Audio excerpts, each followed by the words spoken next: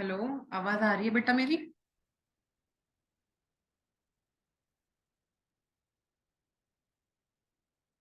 रेशमा, आवाज आ रही है मेरी?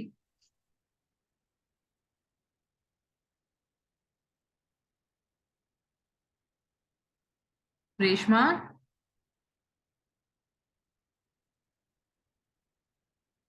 रेशमा, आवाज आ रही है मेरी?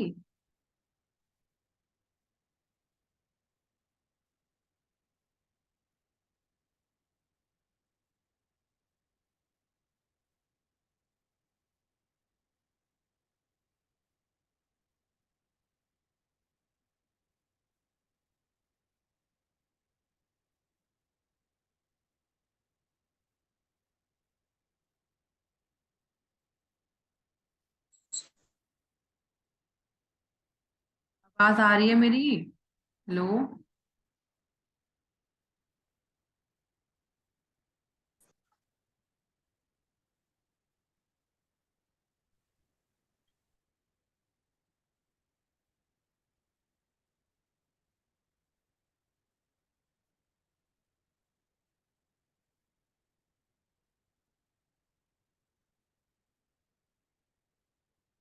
आवाज आ रही है मेरी? बोलो बेटा, आवाज आ रही है मेरी?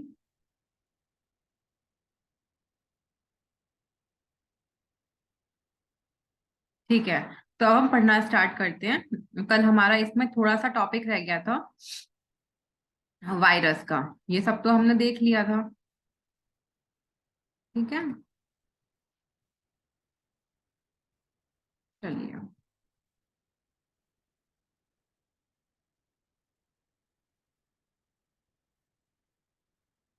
Viruses. Viruses, viroids, prions and lichens. ठीक है। कुछ चीजें तो ऐसी हैं जो हमारी फाइव किंगडम क्लासिफिकेशन में नहीं आ पाई।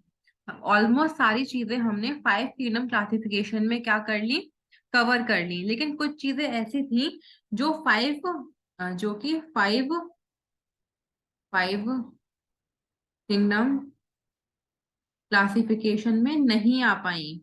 वो कौन कौन सी थी? वो थे हमारे वायरसेस, वायरॉइड्स, प्रायंस और रिकर्स। इनका कोई मेंशन नहीं है। क्या है? इनका कोई मेंशन नहीं है कहाँ पे? विटेकर के क्लासिफिकेशन में। तो अब हम उनको अलग से पढ़ेंगे। तो जैसे हमें, आप जानते हो, हमें क्या हो जाता है? फ्लू हो जाता है, सर्दी हो जाती है, खांसी हो जाती है। वो किसकी वजह से होती है? वो हमारी वायरस की वजह से होती है। और वायरसेस को, वायरस की वजह से होता है। हाँ, और वायरस को हम लिविंग काउंट नहीं करते। मेरे ही लड़का स्कूल तक ट्रूली लिविंग ये नहीं होते। ये ट्रूली लिविंग नहीं होते। ठीक है। इनका सेल स्ट्रक्चर होता है लेकिन ये ट्रूली लिविंग नहीं होते। और हम इन्हें बोलेंगे तो कैसे बोलेंगे कि these are non cellular organisms. ठीक है। इनका स्ट्रक्चर कैसा होता है? क्रिस्टल्स। इनके स्ट्रक्चर में हमें क्रिस्टल्स देखने को मिलेंगे, वो भी आउटसाइड द सेल। ठीक है। वो भी कहाँ पे? वो भी आउटसाइड द सेल हमको इसके क्या मिलेंगे? स्ट्रक्चर्स देखने को मिलेंगे।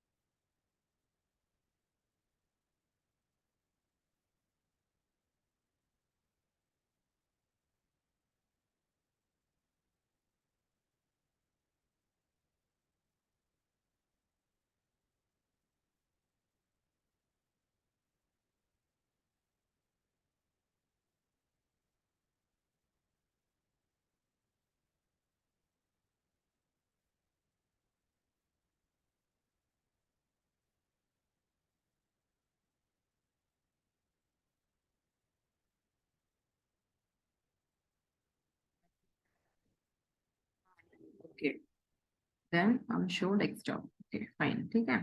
चलो, एडमिट। ठीक है। तो ये हमने क्या पढ़ लिया?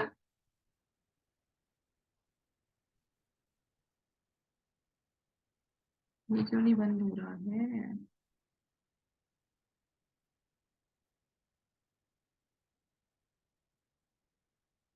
क्या दिक्कत आ रही है इसमें?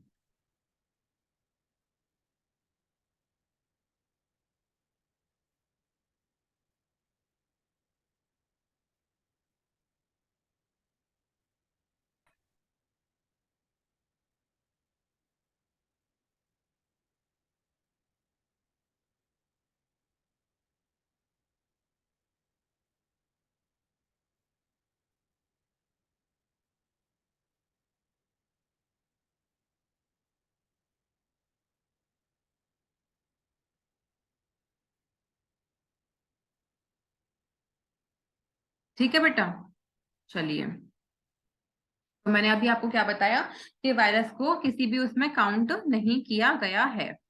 अब इसके बाद ये देखिए, ये क्या है, ये फिगर्स इंपॉर्टेंट है, आपको पता होना चाहिए कि ये आरएनए है, ये हम कैप्सिड बोलते हैं। और ये बीट डायग्राम तो बैक्टीरियोफाज का बहुत ही ज्यादा इंपॉर्टेंट है, इसकी लेबलिंग मैच करने को आ जाती है। हेड, कॉलर, शीथ और टेल फाइबर्स, इसकी मैचिंग जो है लेबल करने को आ जाती है। ठीक है, और वायरसेस को क्या चाहिए होता है, एक होस्ट चाहिए होता है रहने के लिए। क्या चाहिए होता है, एक होस्ट चाहिए होता है। ठीक है, और वायरसेस क्या होते हैं हमारे, विनोम और पॉइजनस फ्लूइड होते हैं। ठीक है बेटा, वायरसेस हमारे क्या होते हैं, विनोम और पॉइजनस फ्लूइड होते हैं। अब हम यहाँ पढ़ेंगे, फटाफट से मैं आपको बताती हूँ।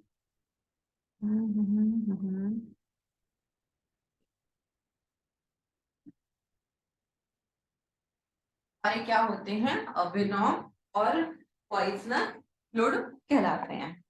ठीक है, चलिए अब हम इसमें पढ़ेंगे। एक सेकंड, लाइट चलेगी बेटा जरा, 1 सेकंड। हाँ, ठीक है, विनोम और ये पॉइजनस फ्लूइड होते हैं। ठीक है, और इनको नेम, वायरसेस का नेम किसने दिया था, viruses name by D J इवानोवेस्की।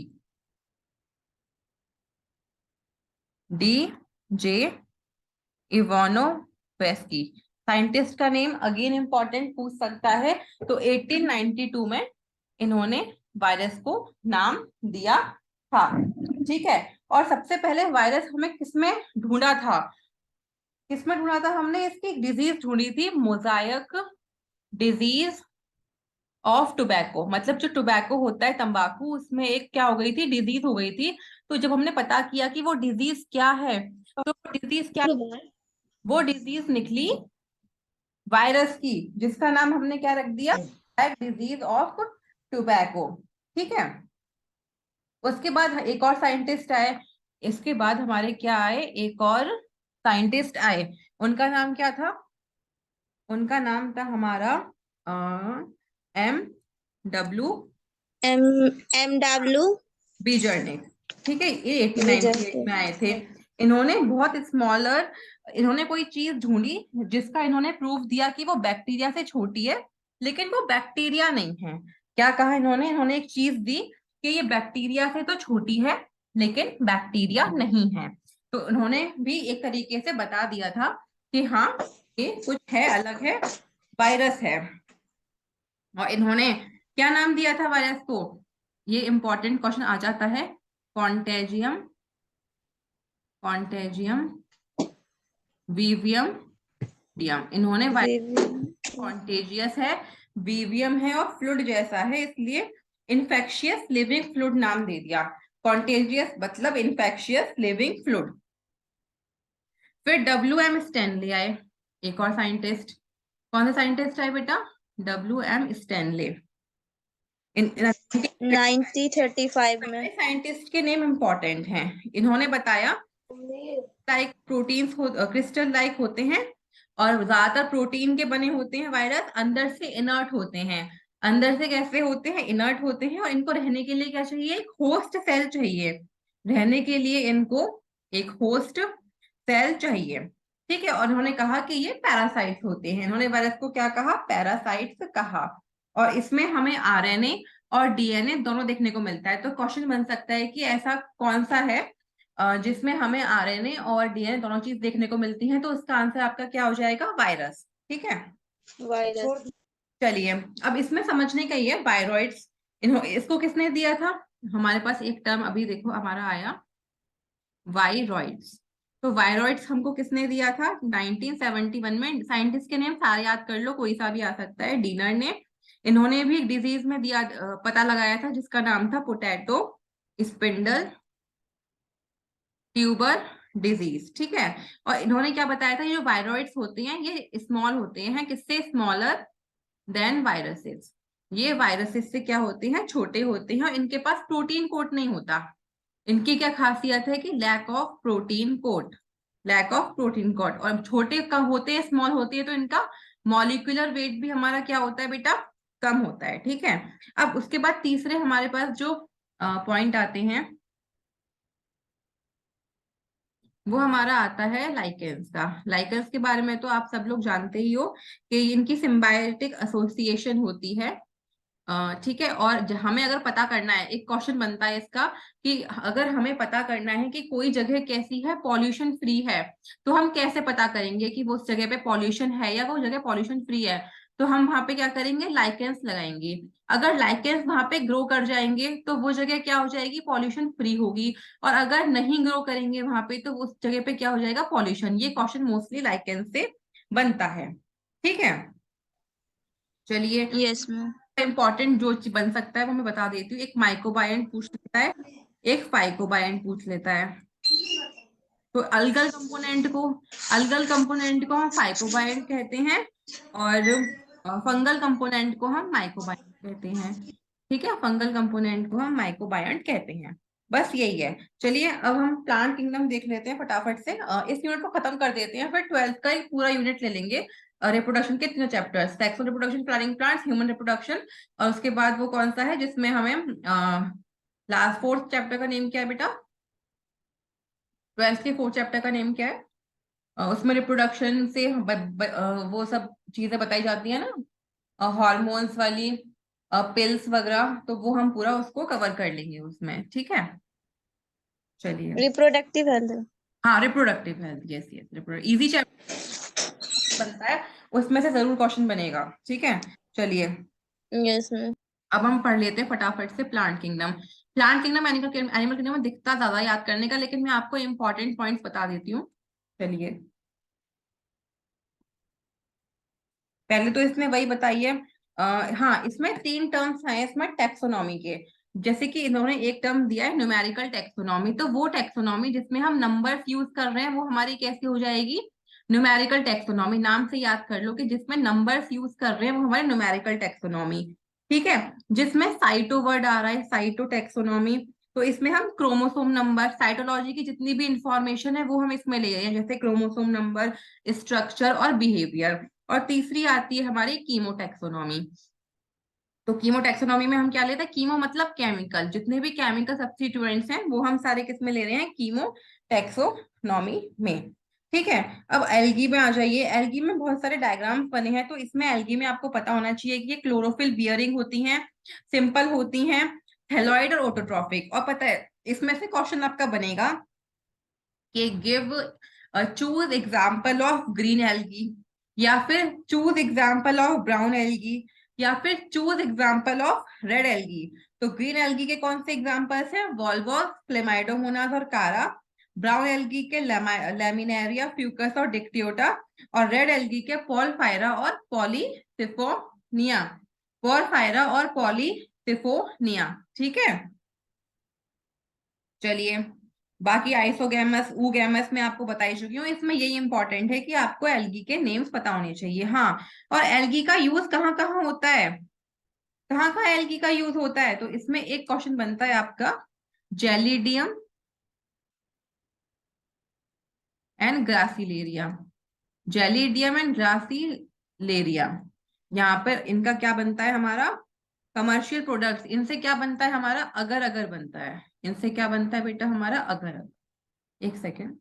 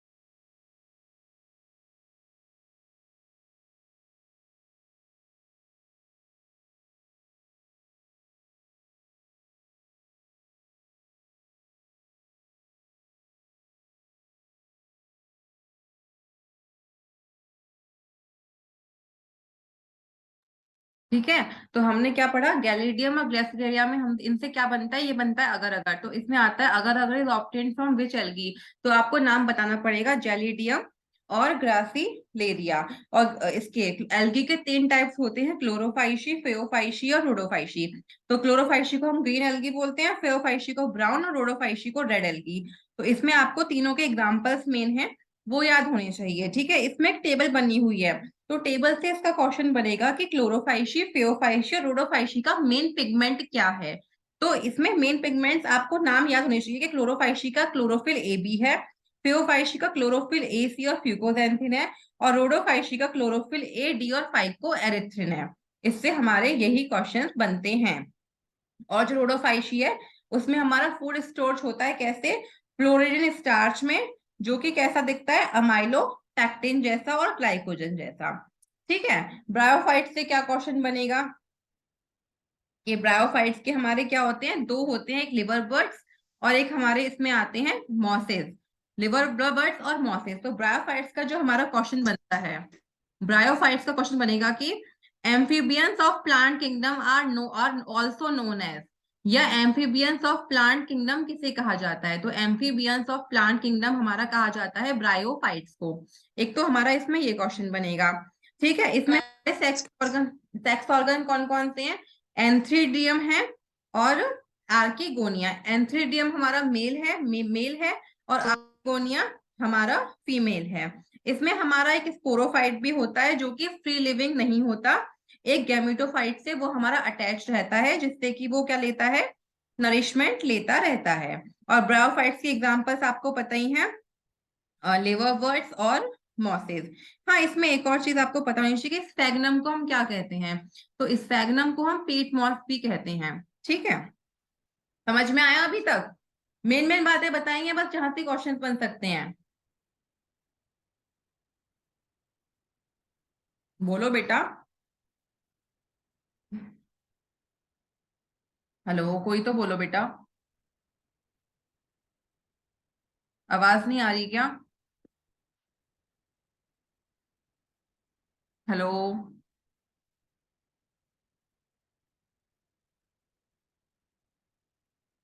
Hello,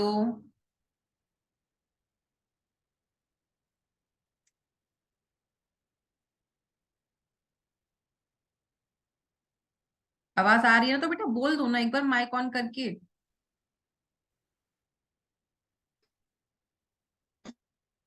okay okay fine. ठीक है, अब लिवर बर्ड्स, लिवर बर्ड्स में क्या होते हैं, गैमा कप्स। लिवर बर्ड्स की क्या खासियत है, गैमा कप्स होते हैं और ये कहाँ मिलते हैं, मॉइस्ट मॉइस्ट और शेडी हैबिटेट्स में मिलते हैं। ठीक है, और इनके पास क्या होते हैं, फ्री लिविंग गैमेटोफाइट्स होते हैं।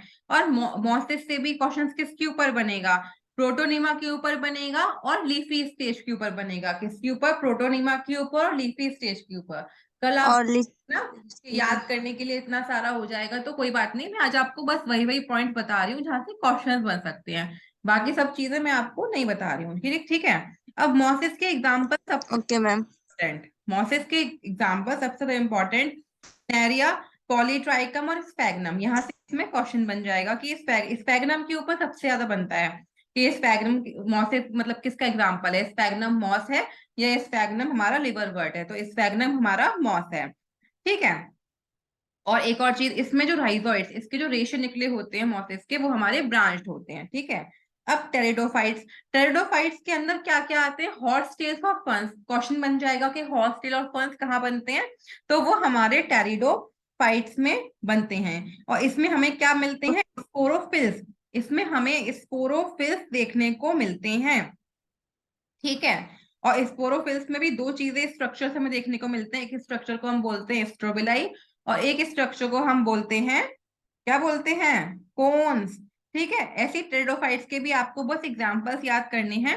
हाँ, पर एग्जांपल में इनकी ना 4 क्लासेस दी हुई हैं, आपको पता होना चाहिए, सिलोप्सिडा मतलब सिलोटम, लाइकोप्सिडा सेलेजिनला, लाइकोपोडियम स्पिनोप्सिडा और इक्वेसिटम, एंड टेरोप्सिडा का ड्रायोप्टेरिस, पेट्रिस एंड एडेंशियम। ठीक है, होमोस्पोरस हेट्रोस्पोरस का आप जानते ही हो, जिसमें सिमिलर काइंड्स हो के स्पोर्स हो वो होमोस्पोरस, और हेट्रो जिसमें डिफरेंट काइंड के स्पोर्स हो। जिसमें जी, तो डिफरेंट आप काइंड्स। हाँ क्लियर है। अब एक क्वेश्चन बनता है इसका, प्रोथैलस, कि व्हाट इज प्रोथैलस और कहाँ मिलता है। तो प्रोथैलस हमारा गैमेटोफाइट है जो कि फ्री लिविंग होता है और फोटोसिंथेटिक है। और उसके बाद क्या है इसमें, क्या बोलते हैं, इसको बोलते हैं प्रोथैलस। और कहाँ मिलता है, ये टेरिडोफाइट्स के अंदर मिलता है। अब जिम्नोस्पर्म्स और एंजियोस्पर्म्स इंपॉर्टेंट हैं। जिम्नोस्पर्म्स में तीनों एग्जांपल साइकस, पाइनस और जिंको इंपॉर्टेंट हैं। ठीक है, इसमें भी वही आ रहे हैं, स्ट्रोबिलाई कोन्स बन रहे हैं। माइक्रोस्पोरो स्ट्रोबिलाई, जो स्ट्रोबिलाई बियर करें, मतलब जिनके अंदर स्ट्रोबिलाई होगी वो हमारे माइक्रोस्पोरोफिल्स हो जाएंगे। और फीमेल मेल वाले कौन से हो जाएंगे, माइक्रोस्पोरेंजिया हो जाएंगे। इन्हें हम मेल स्ट्रोबलाई भी बोल सकते हैं। ठीक है, इसमें हमारी फंगल एसोसिएशन आप जानते हो, माइकोरिजाए, तो वो टेरिडोफाइट्स में हमें क्या होती है, देखने को मिलती है। और क्वेश्चन बनेगा कि माइकोरिजा किसके अंदर देखने को मिलता है, तो वो हमें पाइनस के अंदर देखने को मिलता है। ठीक है, और इसमें टेरिडोफाइट्स में जो ओव्यूल्स में कोन्स बनते हैं वो कहाँ बनते हैं, फीमेल फीमेल कौन से बनते हैं, ओव्यूल आप जानते हो, ओवम ओव्यूल फीमेल, तो फीमेल में बनेंगे। कॉमन सेंस है, ये सारी चीजें कॉमन सेंस की बातें हैं। ठीक है, यहीं से इसमें क्वेश्चन बन सकता है और इसमें कोई क्वेश्चन नहीं बनेगा। एंजियोस्पर्म्स, एंजियोस्पर्म्स का जो मेन क्वेश्चन बनता है वो बनता है डबल फर्टिलाइजेशन में। कि डबल फर्टिलाइजेशन किसमें होता है, तो वो एंजियोस्पर्म्स में होता है। और इसमें एक इंपॉर्टेंट है प्राइमरी एंडोस्पर्म न्यूक्लियस। तो क्वेश्चन बन जाएगा कि प्राइमरी एंडोस्पर्म न्यूक्लियस हमें कहाँ देखने को मिलता है, तो हमें एंजियोस्पर्म्स के अंदर मिलता है। एंजियोस्पर्म में हमें पूरा फ्लावर देखने को मिलेगा। जिम्नोस्पर्म्स में सिर्फ हमें लीव्स देखने को मिलेंगी, लेकिन एंजियोस्पर्म्स में हमें पूरा फ्लावर बनता हुआ मिलेगा। दो तरह के हो जाएंगे इसमें हमारे, एक हमारे मोनोकॉट्स, एक हमारे डाइकॉट्स। मोनोकॉट्स मतलब जिसमें सिंगल सीड, डाइकॉट्स मतलब जिसमें डबल सीड्स। ठीक है, और इसका सबसे इंपॉर्टेंट एग्जांपल है यूकेलिप्टस। 100 मीटर्स का ये होता है। कितना लंबा होता है हमारा यूकेलिप्टस, 100 मीटर्स का। ठीक है, अब इसमें क्या है, एम्ब्रियो सैक होता है जो कि हैप्लॉइड होता है। हर एम्ब्रियो सैक के अंदर कितने एग होते हैं, 3 एग होते हैं। 3 एग अपैरेटस, जिसमें एक हमारा एग सेल, 2 सिनर्जिड्स और 3 एंटोपोडल। ये याद कर लेना कि हाँ, एग अपैरेटस के अंदर हमारे एक सेल, 2 सिनर्जिड, 3 एंटीपोडल सेल और 2 पोलर न्यूक्लियाई देखने को मिलते हैं बस। और पोलर इसकी लाइफ साइकिल दी हुई है। लाइफ साइकिल अगर आप एग्जाम दे रहे होते 11th का तो इंपॉर्टेंट थी। अभी आप ऊपर से देख लो कि आधी आधी इसकी जो लाइफ साइकिल है वो हमारी एन है, मतलब हैप्लॉइड है। और आधी जो लाइफ साइकिल है वो हमारी इसकी क्या है, डाइप्लॉइड है।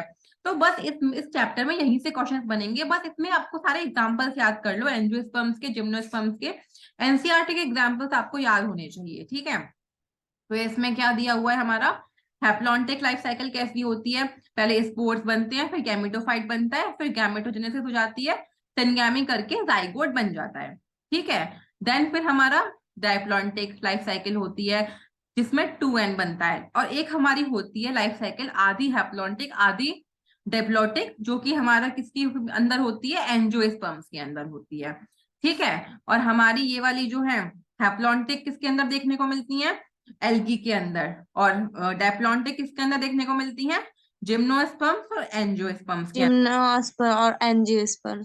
है ना, समझ में आ रहा है ना, बट इसमें यहीं से क्वेश्चन बनेगा इस चैप्टर में, और कुछ भी नहीं है। ठीक है, सारे एग्जाम्पल इसमें अच्छे से आप जो है याद कर लो तो अच्छा रहेगा। कल हम एनिमल किंगडम फिनिश कर देंगे, ठीक है, जिससे कि हमारी ये यूनिट कंप्लीट हो जाएगी।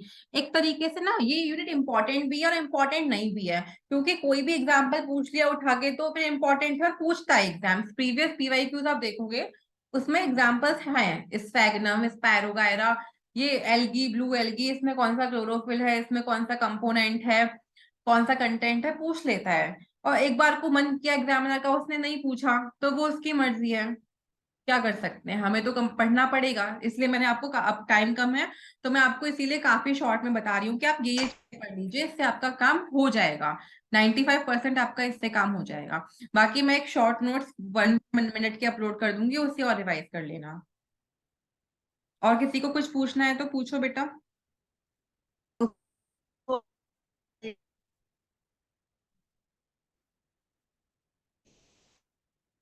ठीक है, तो अब तक इसमें हमने क्या पढ़ा, एक हमारा इसमें लिविंग वर्ल्ड था, मैंने वो देखा। लिविंग वर्ल्ड में हमने क्लासिफिकेशन किया था प्रॉपर्टीज के ऊपर।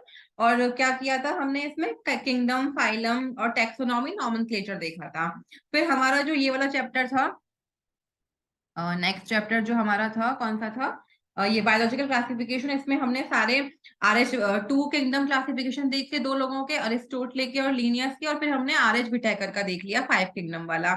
उसके अंदर हमने पढ़ा आर्की बैक्टीरिया जो काउज और बफेलोस के अंदर मिलता है। अब तो याद हो गया होगा, यू बैक्टीरिया में हीट्रोसिस्ट मिलती है, म्यूसिलिजिनस शीथ मिलती है, और किंगडम प्रोटिस्टा में हमारे क्राइसोफाइट्स, डायनोफ्लैजिडेट, यूग्लिनॉइड्स, लाइमा प्रोटिस्टा के एग्जांपल अच्छे से याद कर लेना। और इनके क्या बोलते हैं, इनमें जो वो होते हैं 2 फ्लैजिला, लॉन्गिट्यूडनल, ट्रांसवर्स, वो पता होने चाहिए। फंजाई में प्लाज्मोगेमी, कैरियोगेमी, और इनकी भी फाइकोमाइसिटी, एस्कोमाइसिटीज के एग्जांपल, और इनको और अदर क्या नाम है, जैसे ड्यूटेरिमाइसिटीज को हम इम्परफेक्ट फंजाई कहते हैं। तो इम्परफेक्ट का फंजाई का क्वेश्चन कई बार आया है।